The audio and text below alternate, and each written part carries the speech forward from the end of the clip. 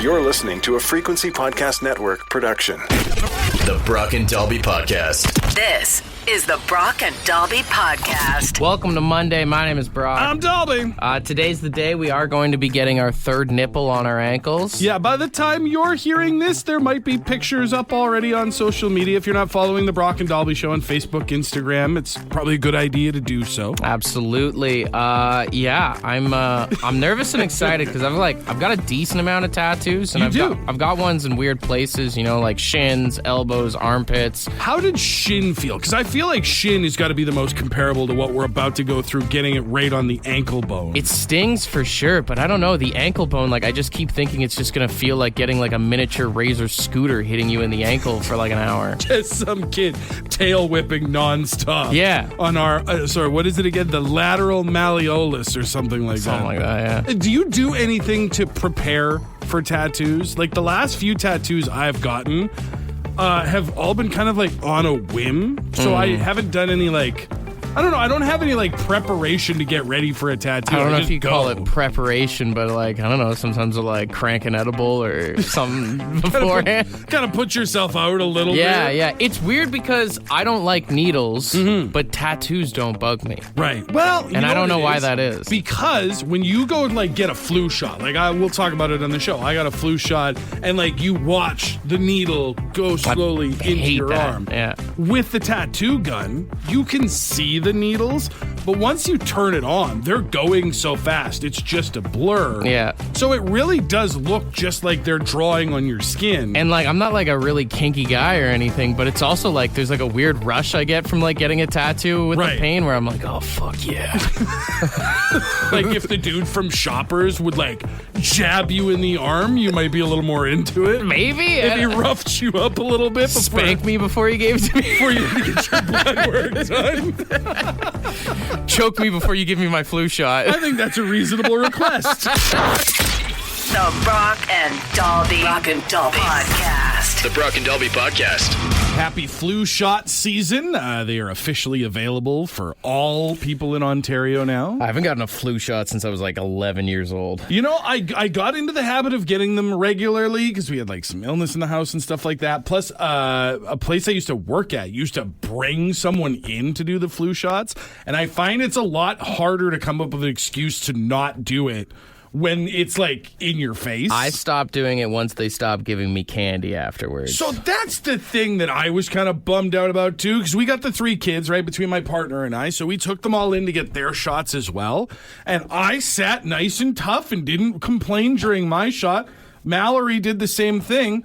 Why was it only the 3 kids that each got a sucker as we're walking out of the Shoppers Drug Mart? As someone who is terrified of needles, I at least just want to be told I did a good job for once. Right, I sit there, I don't squirm, I don't complain, I don't make it difficult for the pharmacy tech, and at no point do they go, "Hey, great job, thanks." Yeah, you don't even get a sticker or anything. I just feel I don't know what the cutoff age is for handing out candy, but I would have been very happy to have a sucker. It's just such a small thing, but who's not happy to have a sucker? It is a funny idea, though, if you went for a prostate exam and he's just here, suck on this after. Yeah, for being such a big, strong boy. Yeah. Or coming up with adult ideas, hey, for some people who are afraid of needles, what if they just gave you a little shot, just a little quick shot, and then you're okay, I'm ready for this. Send you on your way. A little liquor courage. You can even do it before the shot so that people are likely to sit a little bit quieter. I am hung up on the prostate exam idea. If he's here's a Tootsie Roll or an O. Henry after you leave kind of thing.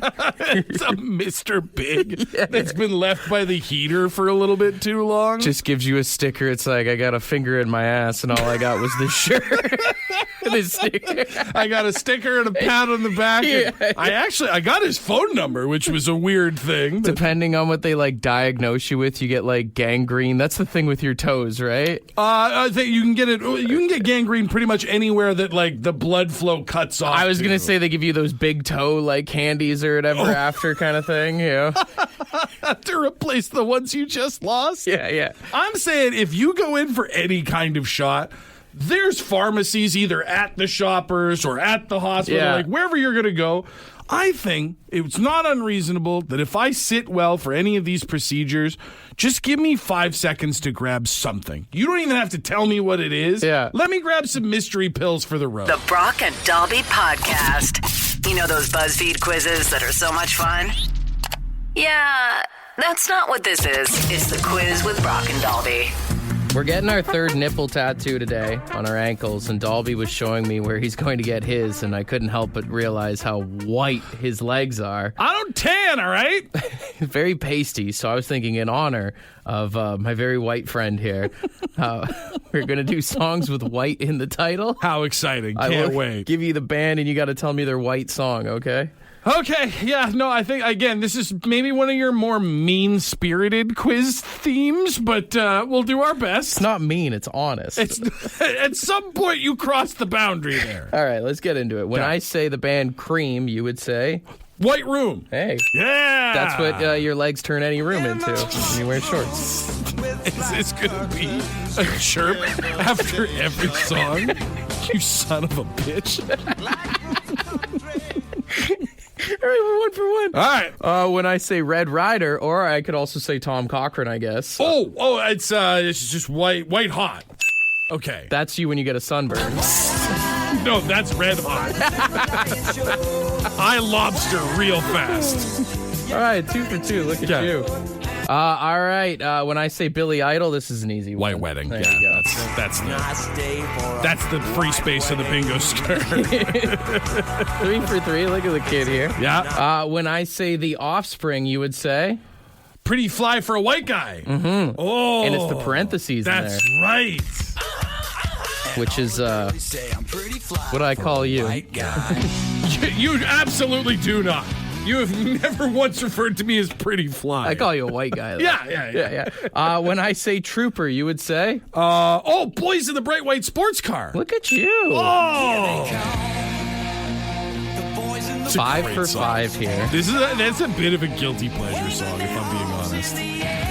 5 for 5, and even with all the slights of your legs here this morning, you're doing fantastic. Can you pull out the perfect game here? I like that you're trying to build me up. The whole point of this was so that you could make 6 jokes about my lily white skin, but you're trying to dress it up like I'm about to accomplish something here. When I say the glorious sons, you would say? It's white noise.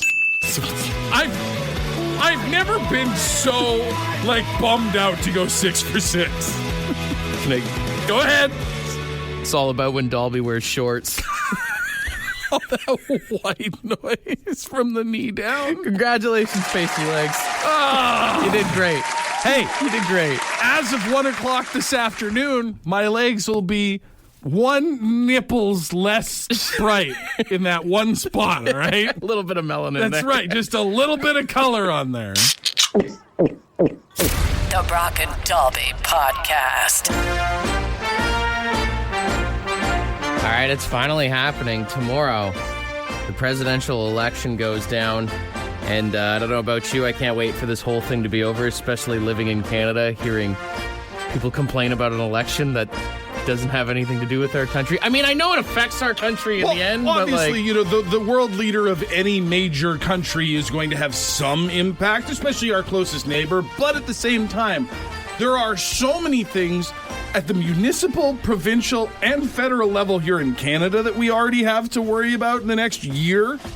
That, why are we spending so much time on this? I will say, with everyone that's going to be watching, CNN, Fox News, whatever it is tomorrow night, It's going to be huge ratings. I was thinking you could have a really good drinking game for the election. Oh, for sure. There are so many tropes and stereotypes that happen in every election, and then you take these 2 candidates, and it only takes it to the next level. Well, it's just every time that they say Trump or Kamala, right, or any of the VP candidates, you obviously take a drink. But there's so many generic sayings that you're going to hear throughout the night, like swing state. Yeah. Mail-in ballots. Undecided voters. Projected winner. Oh, projected could really cause some liver damage if you go with that one. Anytime that they say too early to call, you take a sip. Yeah. And also anytime like either side starts talking about like, we're not done yet. We're still in this. There's still votes to be counted and every vote counts. That's the slogan. Anytime they pan to like whatever the candidate's headquarters. Right? That's another one. It's way too early in the night. There's no reason to be excited or sad. So it's just wealthy people kind of milling about. Yeah. You're just like, I guess I'll chug my drink until someone does something. They're going to say breaking news like every 5 minutes, so that's a guaranteed shot or drink right there. Great time of the year to be the guy who produces the little like music stings for the news because they make it seem so intense. And then it's just like people standing around. Anytime that some reporter touches their ear to go to someone in their headset. Yeah, we're just getting breaking news right now. Take a shot. Yeah. Blue or red mentioned anytime is a drink. Or you have to waterfall your drink anytime they're like, we now go live to so-and-so at such and such polling place, and they have nothing to say. Nothing has changed in the last 30 minutes since they were there before. You have to chug the drink until they run out of stuff to improvise. Honestly, watching the election might make you just want to drink in general, so this is a good excuse to just get on top of all of that. This is the Brock and Dalby Podcast. They saw a poll online that said America's favorite sandwiches are ranked number one, grilled cheese. Wow. Number one is the grilled cheese? Number two would be a chicken club. Okay. Number three would be turkey. Then they've got ham, tuna, egg salad. Too high. And then peanut butter and jam. Everybody knows that egg salad is a situational sandwich. It's only good at a funeral. There must be a lot of funerals going down in the States. If you list egg salad as your favorite sandwich, you live a tragic life. You must work at a funeral home. You know what? Maybe that's it. Maybe they just happen to interview a lot of funeral directors. I also don't like the disrespect that peanut butter jam gets being at the bottom of the list. That is low, especially when you think about grilled cheese being number one. Grilled cheese is such a base, and I'm not slandering. I love grilled cheese. Me too, yeah. Grilled cheese is number one. Feels way too basic. Even tuna being ahead of peanut butter and jam? Upsetting. Really upsetting. Honestly, makes me sick to my stomach. Peanut butter and jelly sandwich should be at number one for just the sheer ease of it. One, it's going to taste good. You got all the varieties of jams. And I made two for me and my son yesterday. Takes 2 minutes. Yeah. It's the fastest sandwich to make. And I know with the rise of allergies, but that's not my problem. No, that's just it. I'm allowed to eat peanut butter in my own home. The Brock and Dalby Podcast. It's time for Brock and Dalby's Draft. All right, so we saw a list that had the greatest sandwiches of all time ranked with grilled cheese at number one. And then peanut butter and jam was ranked at number 7. I'm rattled right now because I got thinking about sandwiches, and then we got all these texts about sandwiches, and now I am overwhelmed because there are so many good sandwiches out there. So we're doing a draft of best sandwich of all time. I did win rock, paper, scissors, and with my number one pick, I'm going to go with the BLT, honestly, on this one. Bacon, lettuce, tomato, a classic, a staple. You can get it anywhere, and it's pretty well damn impossible to mess up, honestly. It really is. Yeah. Like, I mean, they're very easy ingredients, right? The only thing you can do is, like, if you have a preference to the crispiness of the bacon, maybe that's a problem. Yeah. But honestly, it's still bacon at the end of the day. You lather that beet on with mayo there. Woo. Delicious. My number one, I'm going a little bit the other direction in terms of this is not the easiest sandwich to make. There's a lot that goes into it that makes it so good, but a Philly cheesesteak sandwich is just, if it's properly made. You can get a lot of bad ones, though. That's you the can thing. get a lot of bad ones, but that's what makes the good ones even better, is they're elevated by the fact that they're rarefied. You got places like Tim Hortons trying to do it sometimes, and it just like, stop. I'll say this. If you get a Philly cheesesteak from a Tim Hortons, it's not their fault it's bad. It's your fault you bought it. Coming in at number 2 on my list, I'm going to go with the bacon, egg, and cheese. Oh, God, son of a... Did I take 2 of your picks? Yep. That's another just staple, man. I mean, how many people this morning had a breakfast sandwich?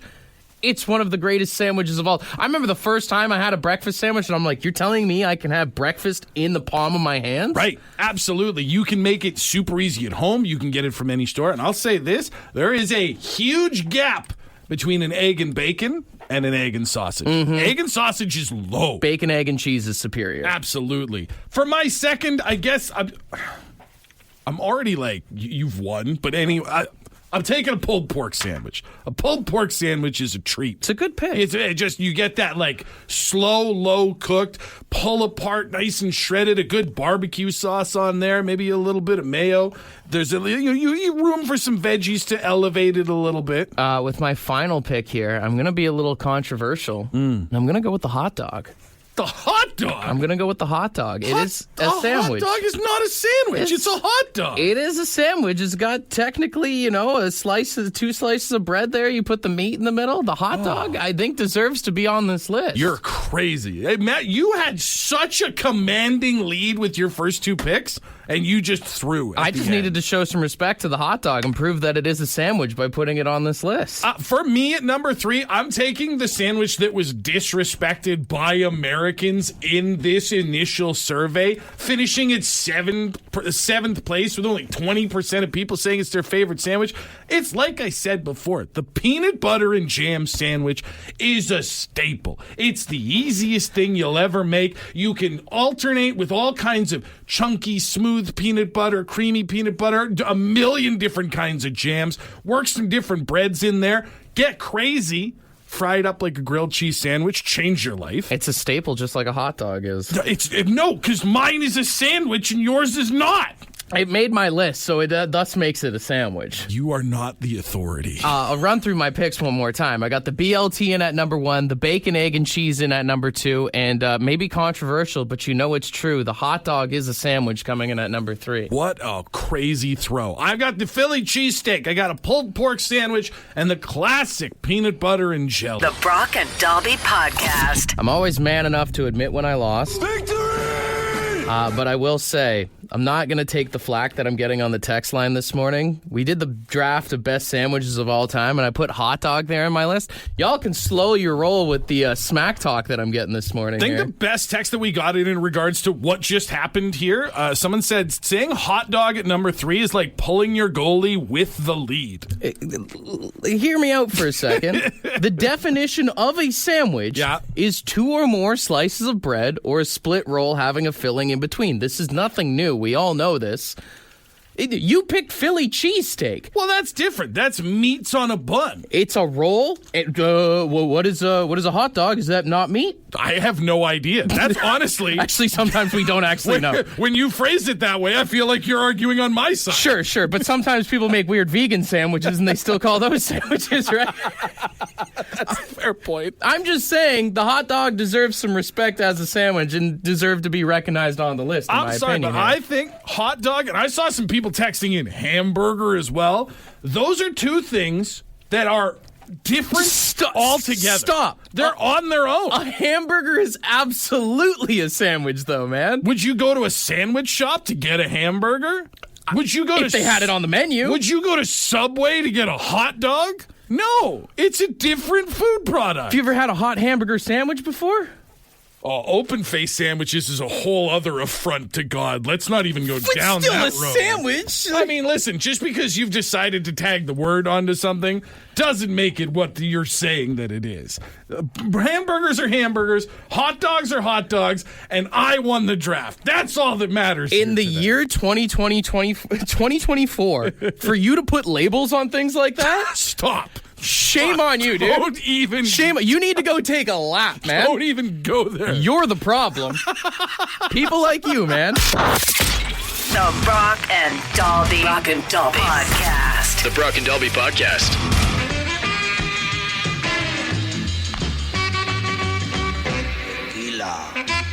Big news coming out of the world of medicine. If you've ever asked yourself while standing at the LCBO, what is the healthiest booze that I can take home today. I'm going to assume based on the song it's tequila. Yeah, turns out there's actually a lot about tequila that is quote-unquote healthier. Not to be very clear, no booze is healthy.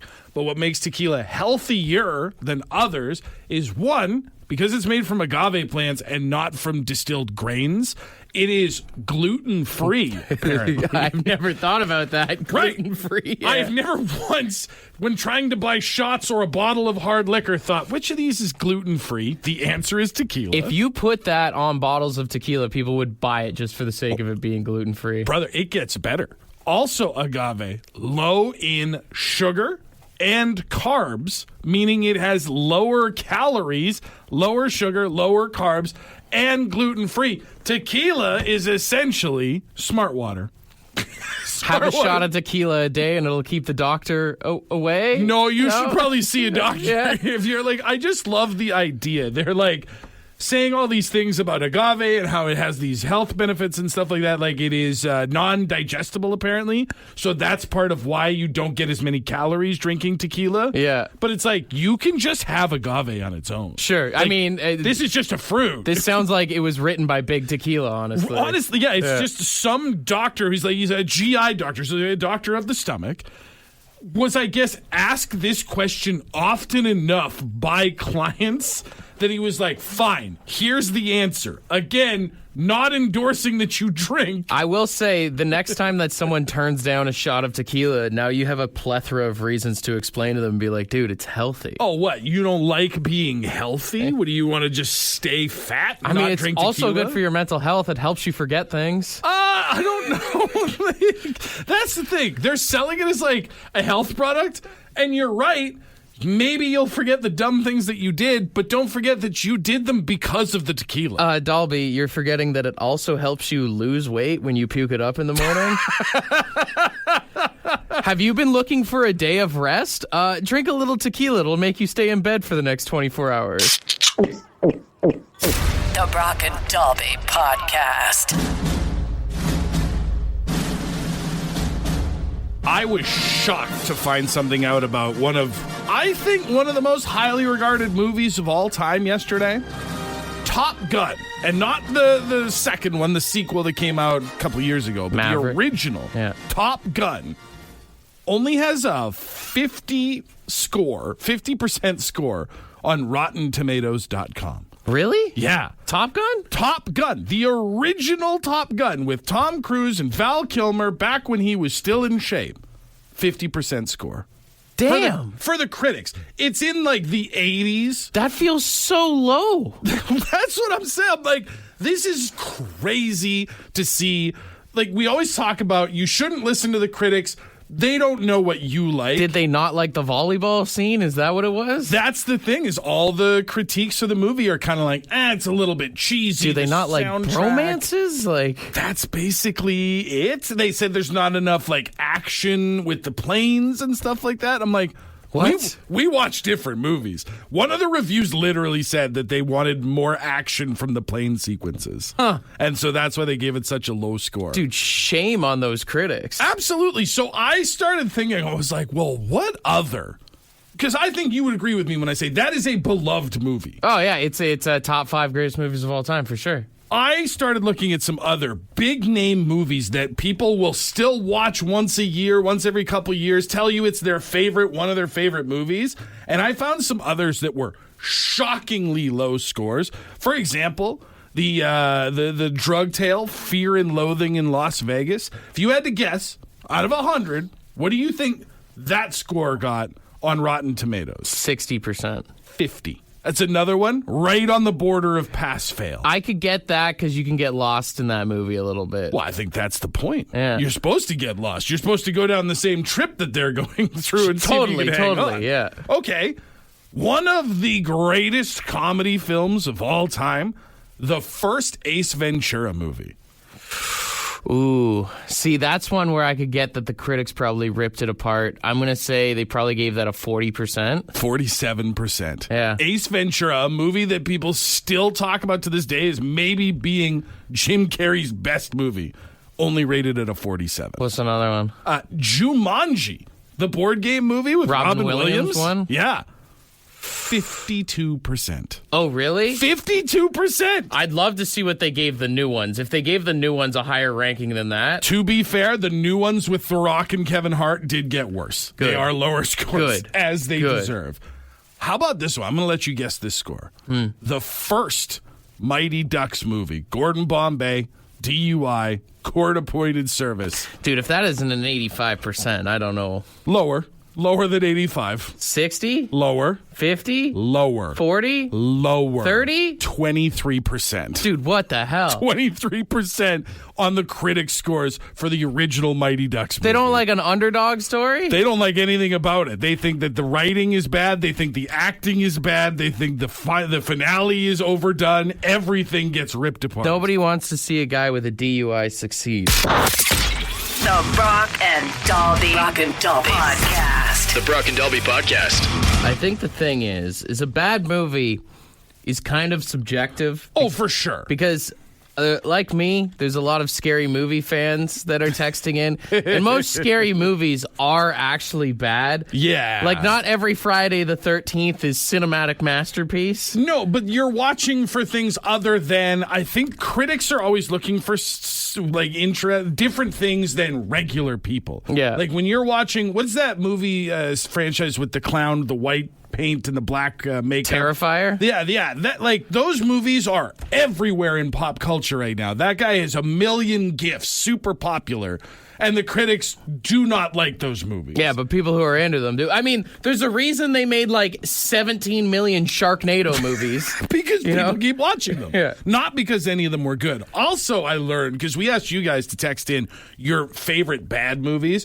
Some of you don't know what a bad movie is. Like, someone texted in Strange Brew, like the Bob and Doug McKenzie movie. Oh, shame on you. That is one of the most popular Canadian films. It has a 75% on Rotten Tomatoes. Yeah. It's not a bad movie. One of my favorites that someone texted in is The Wicker Man, not the bees. Oh my God, Wicker Not the Man. bees. I have to assume if you, and someone maybe has done this, if you averaged all of Nicolas Cage's Rotten Tomatoes scores, I have to assume they're the lowest of any actor. And that's another one too, where it's that's a guy who takes every role that's handed to him. Yeah. And you could do a whole top 10 of his best worst movies of all time. Wicker Man, 15%, by the way. Oh wow. We also had someone text in Demolition Man. Action movies, I think, have the same thing as horror movies, where sometimes you get an action movie like a Gladiator, where it's it's really well written and the story is interesting, there's good acting and then good fight scenes. Yeah. And that makes a highly rated But movie. it's like horror movies where you enjoy the cheese of it. Right, like Arnold Schwarzenegger's another guy that probably doesn't have a huge Rotten Tomatoes score, but has so many movies you would watch in a heartbeat. It's like Steven Seagal, right? I kind of hate Steven Seagal. But you can watch the movies. I get what you're saying. Yes, the heart of what you're saying. Just to watch a fat guy grimace around and throw kicks? Doesn't that make you a little bit happy sometimes to be this is so watch him drop out of a helicopter and tell that it's not him and it's a stunt double? And it snaps back to him on the ground. Yeah. What was it him or was it Jean-Claude Van Damme that did the movie with Dennis Rodman? You remember that? Was that Van Damme? Because I think Van Damme to me is better than You're talking about Simon Says? That was just Dennis Rodman when they gave him his own movie. And that, by the way, has a 0% As it should. rating. As it should. Jean-Claude Van Damme is another guy that, I love Jean-Claude Van Damme movies. I will watch Time Cop at any given time. But it's probably not a good movie. Sure. They're called action stars, but I don't know if the star part is really there. This is the Brock and Dalby Podcast. Ed's word of the day. Good morning. Today's word is vex. Yeah, vex. V-E-X. Vex. And it's to annoy or frustrate, to disturb or worry, or to puzzle or baffle. I like that old saying, if you can't dazzle them with brilliance, baffle them with bulk sugar. Anyways, that just about does it. What? Have a great one. Cheers her up. Did that feel like two different pages got stuck together on his word calendar? I don't know what the last part was, but I got the definition for vex. Oh, vex is, you know what, being a parent is just living a vexed life. Your kids constantly annoying, frustrating, baffling. Watching the Leafs lately, I've been very vexed. Why Max Domi went after that puck last night, I'll never know. Oh, you mean recently as in like the last few games and not since 1967. I think in general, being a Leafs fan means you're very vexed. It's a vexatious lifestyle. Sometimes I feel like there's a hex as well on top of the team. Well, that's a whole different definition there. That's a curse, brother. Vex, vex, vex, vex. Use it wherever you can today, all right? For more Brock and Dalby, tune in weekday mornings 5:30 to 9. The Brock and Dalby podcast is brought to you by badshop.ca, the Brock and Dalby merch store. With all proceeds going to the Canadian Cancer Society.